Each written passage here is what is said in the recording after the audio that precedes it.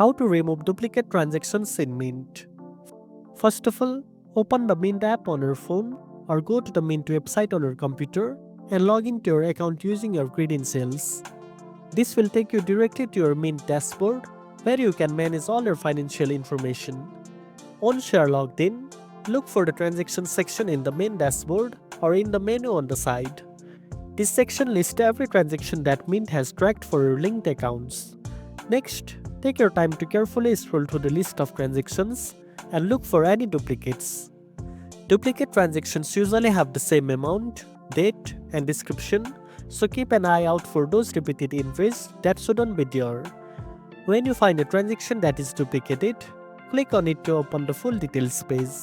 This will give you more information about the transaction and allow you to make changes. On the details page, you will see an option to delete or remove the transaction. Simply click the delete button to remove the duplicate from your transaction list. This action will ensure that your budget isn't counting the same expense twice. If you find more than one duplicate transaction, repeat the same process for each one. And that's it. Now you know how to find and remove duplicate transactions in Mint quickly and easily. If you found this video helpful, don't forget to like, share, and subscribe for more tech tips.